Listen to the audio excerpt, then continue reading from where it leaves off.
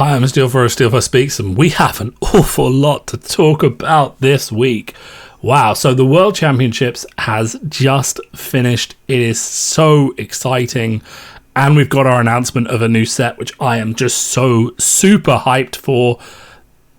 They're printing another ninja. They just printed one. They're giving us another one after ages of just having Katsu and Phi. We're finally going to have another ninja added, and it is going to be Draconic Ninja. It is going to be bringing up the same things that Phi did. It's going to feel fantastic to play because that's what ninjas do. People make fun of ninjas because they're like simple and straightforward, but when you play a ninja and everything comes together and you're playing card after card after card in combos and sequences, and you're playing through your whole turn and you deliver like 20 damage, it feels amazing. Then of course we have the warrior, and we have to ask, will the warrior class finally be saved from its bad quality, from being shit. Will warrior finally be saved from being the only fair class in the entire game of Flesh and Blood? And then we have an assassin that's doing something. Arachne is doing something. There are 6 copies of him that are like phantom demi-hero copy things. I don't even really know. You don't really know. They haven't told us what it does, but that's okay. We're kind of vibing. And then there's this whole marked thing, which is good. It's all good. We don't know what any of these heroes do yet, by the way. Just putting that out there. But there is a hint that the ninja does throwing daggers and the warrior is basically a samurai, and they revolve around getting fealty tokens and making their attacks draconic. And then they have attacks that are like, if this attack is draconic. So ninja's obviously going to use the draconic keyword to go wide, and warrior's probably going to use it to do buffs like reprise, but for draconic. And then we have some cards. Where are the rest of these cards? They're hiding them from me. Come on now. They're supposed to be in here. Calling Prague.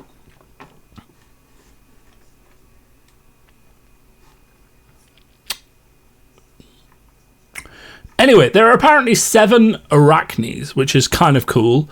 The latest thing I've seen of the 7 is essentially that they're probably going to operate like some kind of demi-hero kind of thing. If you read the card and it's kind of blurred, it's kind of saying like Chaos Phantom or Chaos Phantasmal or Chaos Fragment or something like P or F, and then it's like either hero or demi or echo hyphen and what looks like assassin on the bottom of those cards that were spoiled, the hero cards. So my bet, and the thing I found that I thought was really cool, is just the idea that you're going to have one life pool for all of them, but you're going to be able to change them throughout the game. Now, my initial thought was maybe they all have 10 life and you just make a pile of them in whatever pile shape you want, and basically when the last one dies you lose the game, right? So then you'd have one ability on the top, another ability under that, another ability under that, another ability under that, right?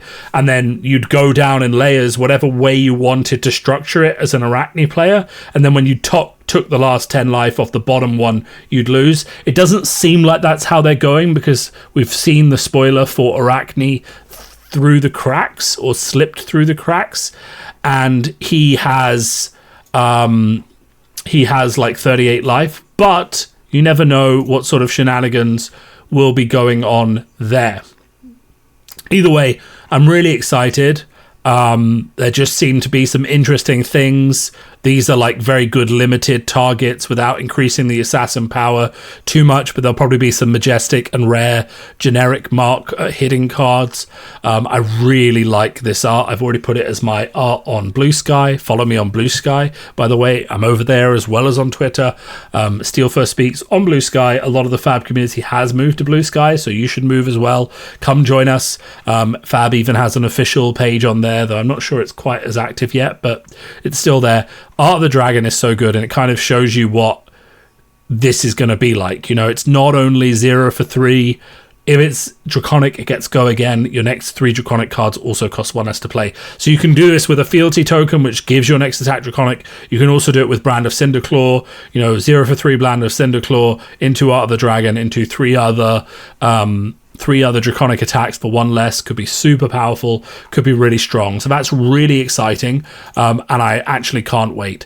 World premiere in Prague, I'm going, so if you're there, please do let me know if you're coming. If you want to arrange a meetup, I'll happily meet anyone who's hanging around, maybe I'll go for dinner. I haven't been to Prague since I was 15, so that was 19 years ago.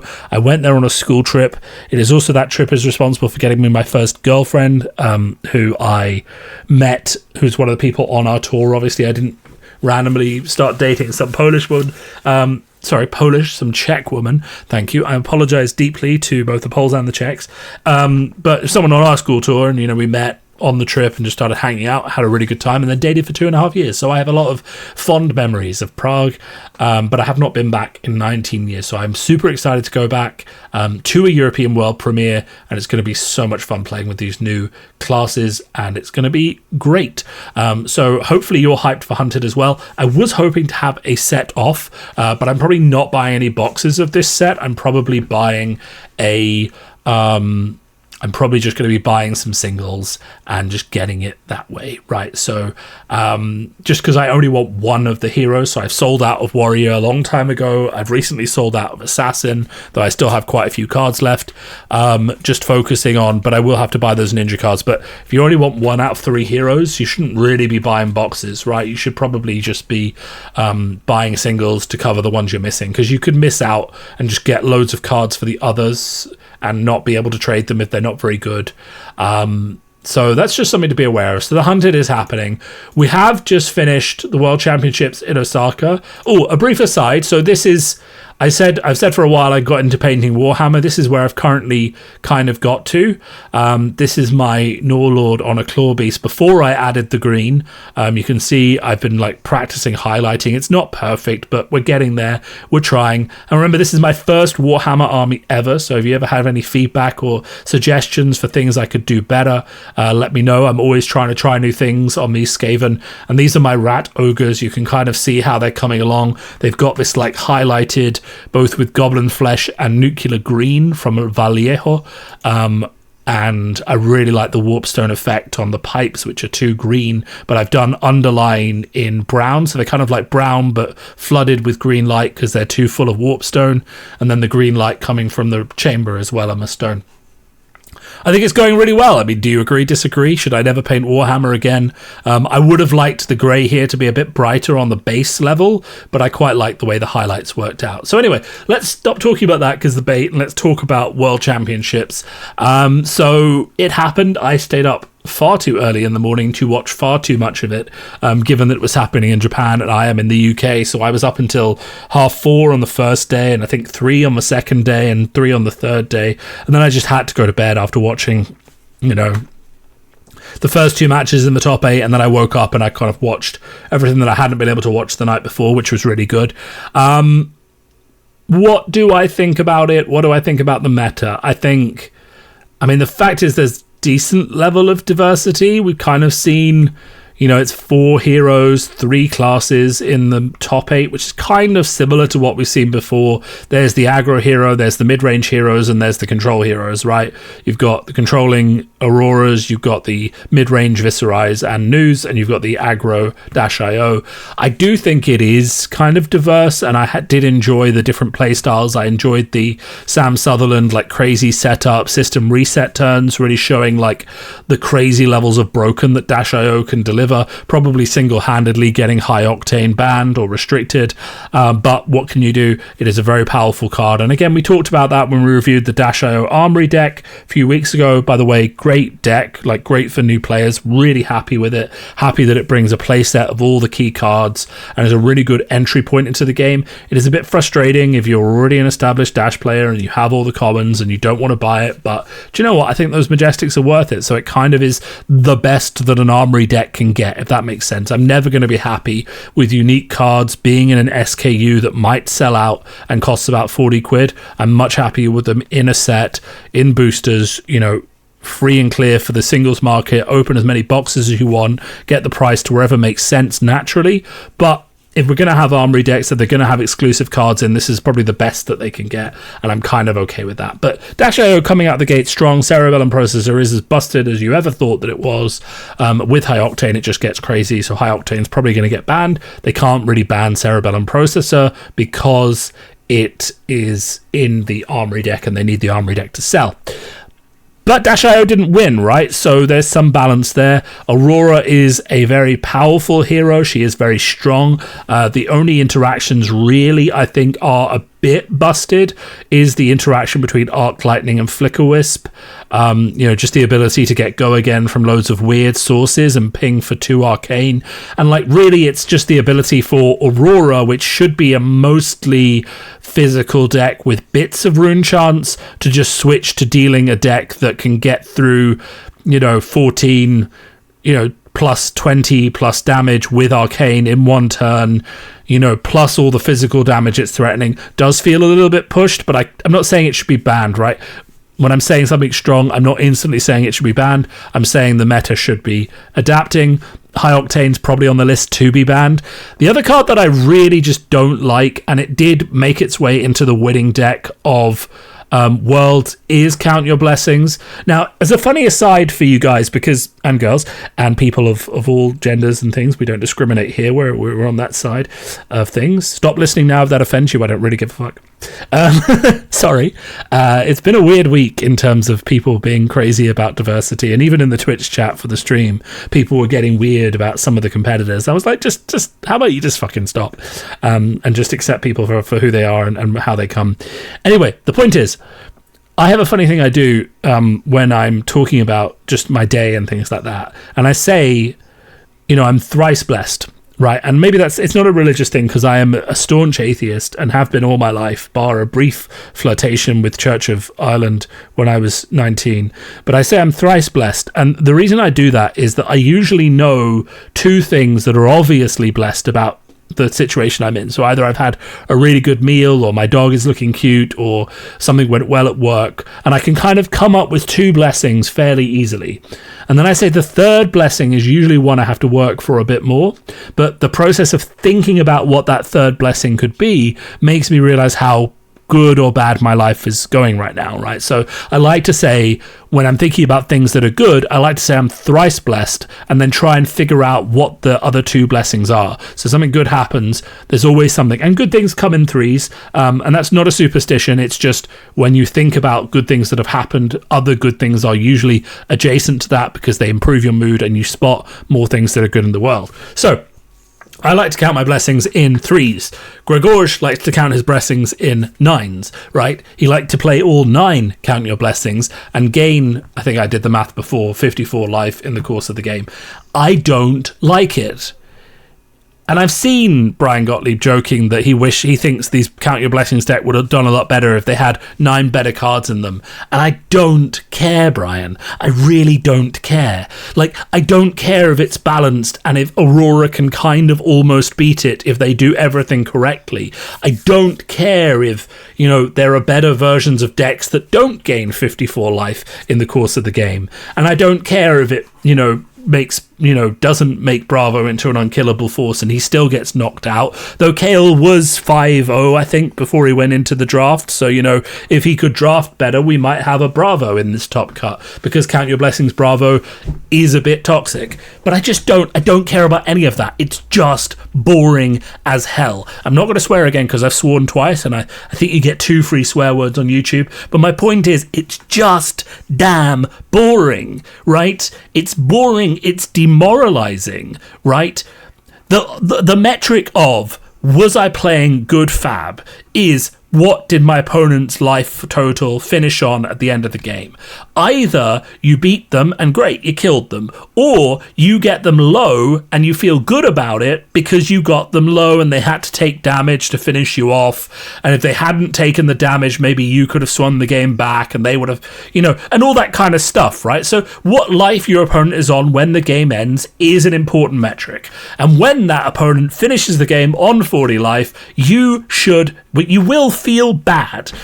And I say that as someone who has 40-0'd someone who wasn't playing Count Your Blessings, because when I played into Oldhim with Fi, I took him 40-0, right? Because I just blew him up and he had to defend with everything he had every turn, right? So I've done that in a game, and that was in a pro tour, and he felt really bad about what had happened to him. And, he should, because it's a bad feeling, okay? And Count Your Blessings just makes that feeling easier to obtain for these heroes, these super weird defensive heroes like Enigma. She can use those resources really well, and it just feels kind of shit, okay?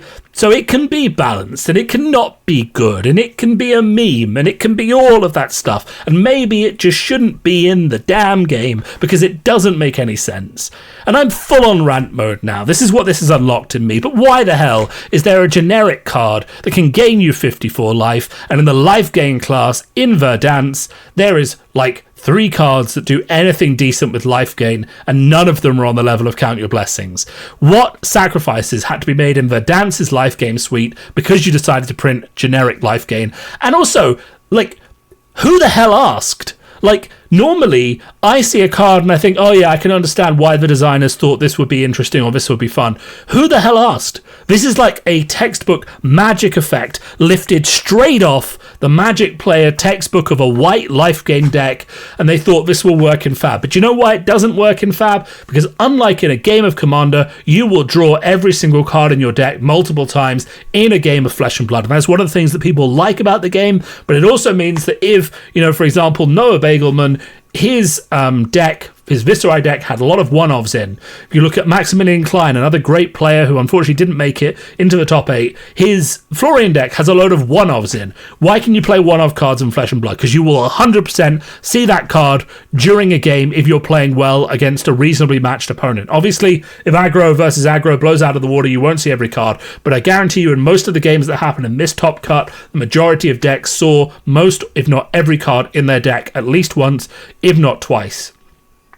In the final, they probably saw every card in their deck like 7 or 8 times. The whole point about Flesh and Blood is that life is a metric for how well you are doing in the game, and it is not easily gained. And that is why the majority of the cards we've had that have gained life so far have gained a maximum of like 3, and they've not been playable except in red, and they've been instants which have had a sacrifice in terms of how well they block, and they haven't gone above the like typical value of the card. And now we have this card that can just say, hey look, I know you spent loads of effort dealing me 15 damage last turn, I'm going to gain 7 life, and then the next turn I'm going to gain 8 life. Thanks, good work. Plus, I'm also going to block, and also, while you're struggling to deal me damage, I'm also going to put ward on the table, which gives me more life as well, because I have extra life gain. I genuinely do not understand what was going through their head when they printed Count Your Blessings. I genuinely think it's a dumb card, and I would understand, I would get it if it was in Verdansk, if it was available to one hero whose life gain is her thing. She's like, I'm gaining life, I need to gain lots of life because I don't have a lot of powerful cards. Verdansk's cards are a bit, the good ones are in Florian, the bad ones, and there's no Earth Wizard cards really to speak of except the Meld cards, so she can't really do arcane damage either. With her own cards, it's only the wizard cards, and she can't really deal that much arcane damage. But she does gain life, right? I could understand if you were like, Count Your Blessings is like sow the seeds, and it's an earth card, and you get +1 life gain for every sow your seeds in your banner, etc. Right? If it was an earth card, I would get it. Why the hell is this a generic? And before you come at me with your but you can counter it with Poison the Well, I'm just going to say this to you. Lots of heroes in the game can play Count Your Blessings. If you put Poison the Well in against a hero that is not playing Count Your Blessings and you get it wrong, you're playing a shit card. If you don't put it in against a hero that is playing Count Your Blessings, then, whoop-de-doo. If you put it in, you guessed right, congratulations. But you still have to draw it at the right time. You still have to line it up with just the right Count Your Blessings. If you use it on an early one, it may not do exactly what you want. If you use it when they have something else in hand, it may not work the way you want it to. There's loads of situations where Poison the Well just does not do what you want it to do. It is not the silver bullet to Count Your Blessings. Gravekeeping, oh great, it's 1 left life gained. Okay, it can add up, I know. I'm being a bit facetious now. I appreciate I'm ranting a bit, but I just don't get it. I watched last weekend let's just be honest, right? It's the takeaway for the end of this video. I do want to talk a little bit about the battle hardened. I really liked the living legend meta. I really like the fact that Kano won. I also like the fact that, you know, they ran out of time to finish this event. And basically Oldhim said to Kano, "Are you going to pitch stack me?" Kano said, "Yeah, of course." So Oldhim conceded because they'd run out of time and the venue needed to close. He was like, "We don't need to play that game. We know how it's going to go. I'm just going to concede to you." I really like the calling meta. I like just how diverse it is. I don't like how good Runeblade has gotten all of a sudden, but I think they want Viserai to Living Legend, so that will probably happen, and then it'll just be like Aurora and new heroes doing stuff. I like the fact that Ira has started to do well and already shown up in a top 8. I'm really excited about my Ira. I like the fact that Zen is still in the calling meta, right? I think that's really exciting. He hasn't been completely killed. Azalea was there. I like, you know, Kashi doing well. He deserves to do well. He's a fantastic player, as well as being like one of the best players in the UK. This I just don't like, right? And I'm gonna be honest, Mercy, I watched plenty of her games. They were good, they were fun, good clean fab. I even watched the first of Gregorge's games in the top 8 against Rob Catton, where Rob almost killed him through basically pitch stacking perfect turns and still didn't, right? And I know that Mercy almost killed, well, didn't almost, but like dealt him a decent chunk of damage, right? But I didn't watch the final. That's the conclusion I want to give, right? I watched, in total, over the weekend of Worlds, probably about, I want to say, I mean, how many on the first night? Because I watched basically the entire stream every day. I watched some at night and some in the morning. So however long the stream is, I think it's about 27 or 28 hours. I have watched all of that in the weekend. I gave over a full day of my weekend to watching Fab. And I was playing Civilization 6 as well. And I was playing a bit of Terraforming Mars Online. But I was watching Fab, right? It was my main focus. And then I was doing a turn in Civ and going back to watching Fab. And I did that. And there were some great matches. You know, there was Viserai matches, Florian matches, some Acilio. The Acilio ones were really fun. Even some of the Enigma matches, really good. New being really interesting. I watched 2 games with Count Your Blessings involved. I watched the new one, and I watched the first with Matt Rogers on new. Was it Michael Hamilton? One of the ones where New was playing Count Your Blessings. And I watched the first Count Your Blessings Enigma game versus Aurora in the top 8. And after watching those, the first game in the top 8, which lasted for 90 minutes with Count Your Blessings, I actually didn't watch the final. I just didn't have the energy. I didn't want to. I'd watched so much great Fab over the weekend. I kind of just said, I don't need to watch that game. And I've watched Mercy play twice already. You know, good games, good players. I watched Gregorge play, both great players. I just didn't need to watch that game again. Because what is it? It's not, oh, Aurora's getting damaged through and now Enigma's playing on the edge of the line to try and win the game with Miragai. It's, oh, well, Aurora got some damage through, but now Enigma's just healed 8 and we're back up to 38 plays 20 and Aurora's out of some cards. It's just not good. I mean, it's just not good watching, but I also just don't think it's good for the game. Anyway, I've ranted for about 15 minutes longer than I thought I would about Count Your Blessings because it turns out once I started, I really couldn't stop. So if you're still here with me, remember that we do need to count our blessings, right? And as we say, you know, I say quite a lot. My partner will attest to this. I am thrice blessed. You know, I have the ability to have a YouTube channel where I talk about Fab and you guys come and watch it with me. Do like and subscribe. It really means the world to me when you do.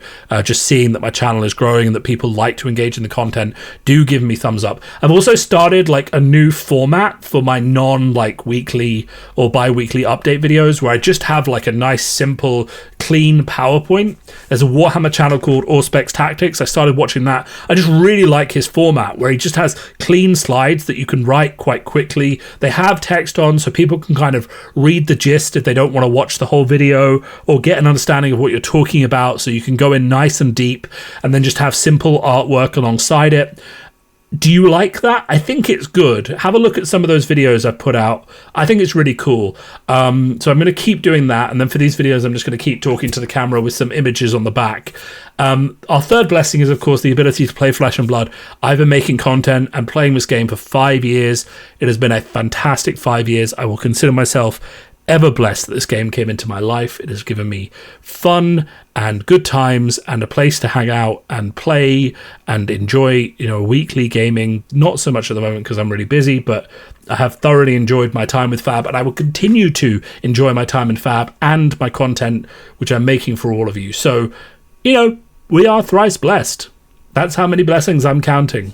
It's not enough to put into a deck. You need to kind of go all 9, but, that's where we're going to leave it. As always, if you like this content, do like and subscribe.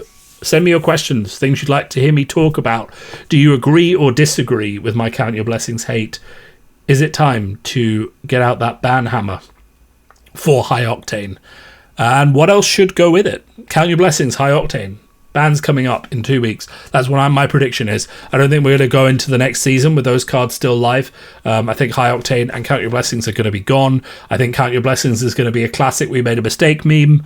They'll be like, in fact, I'm going to predict exactly what they're going to say. They're going to say it is balanced. It's not unbeatable, but we don't think it's fun, so we're taking it out of the game. I think that's exactly what they're going to say. I think they're going to say, we thought it was interesting and it's good in limited, but it doesn't match the design ethos we have for constructed Flesh and Blood. We don't think that people should be able to gain that much life in the course of a game. And I think that's what they're going to say, and they're going to take it out. That's my prediction. Let me know if you agree or disagree. Come follow me on Blue Sky. Life is good. Let's keep going.